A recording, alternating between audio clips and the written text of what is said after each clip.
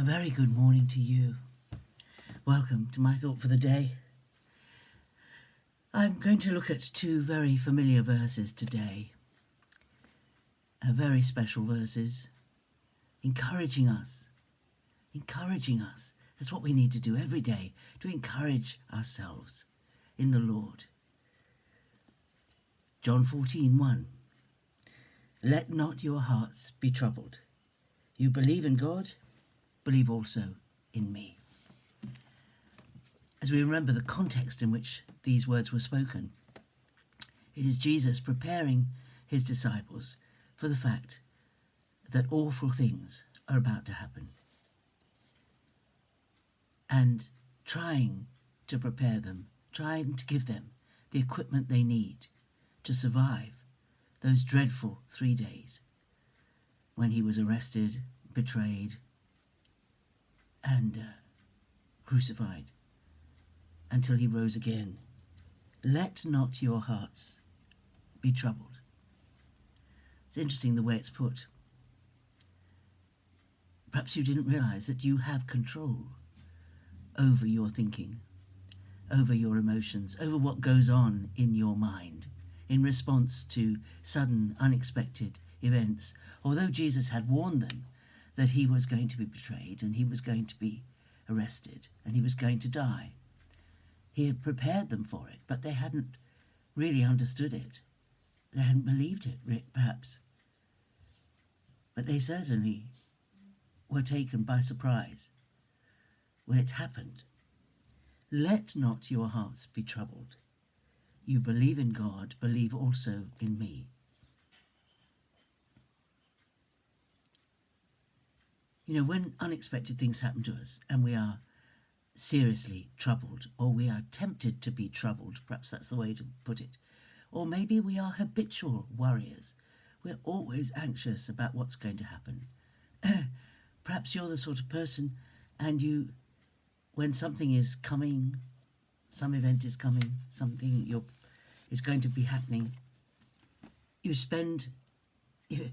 go over it and over it and over it in your mind, especially at night. You think about what might happen. You think about what might be said. You think about what the result of the test might be, or what might happen if.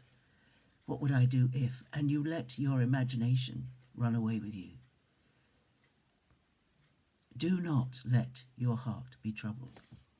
Let not your hearts be troubled.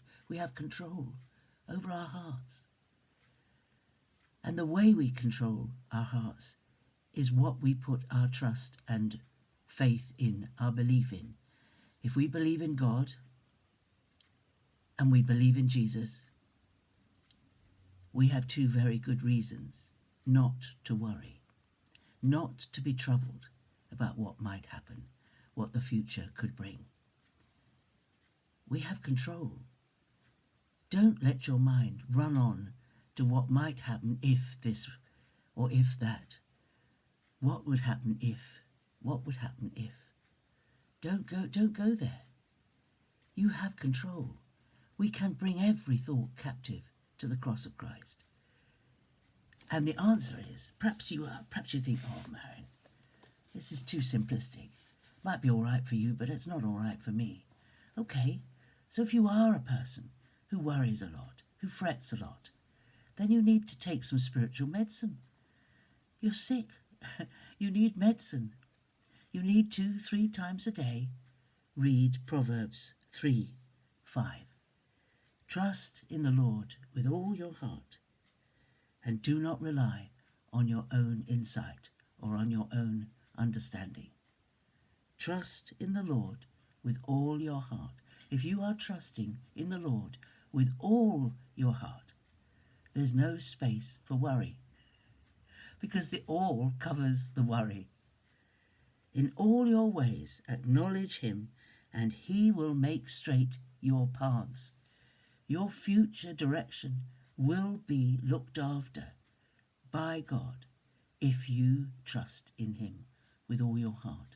You don't need to worry. Worrying and being anxious is not going to change one little bit what is going to happen. You need to live in trust. If you find this very difficult, do a little bit more. It's in your hands, you know. We think we're out of control. We're not. We're in control. We think, well, I've always been a worrier. Okay. God is going to transform you. He wants to change that worry-wart heart of yours. If you find it really difficult, then do this.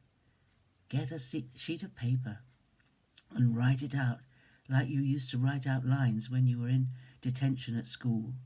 Write out these 2 verses, word by word. Trust in the Lord with all your heart, and do not rely on your own understanding. In all your ways, acknowledge him, and he will make straight your paths. Proverbs 3, 5 and 6. Write it out. Write it out perhaps in big elaborate letters and colour it. You may not remember it, but many people, when we first started the Thought for the Day, we used to do artistic work with the words of Scripture. Write them in sort of bubble letters and colour them and decorate them and stick them on the wall. Put them in a photo frame by your bedside. Put another copy up above where you eat your breakfast so that you read it. You take the medicine morning, noon and night. Read it out loud and think about it. That's the way to deal with worry and anxiety. You have to make an effort. Otherwise you'll just slump into that worry which wants to overtake you. But you can beat it. If Jesus didn't believe we could beat it, he would not say, let not your heart. Do not let your heart be troubled. You believe in God? Believe also in Jesus. That's enough for today.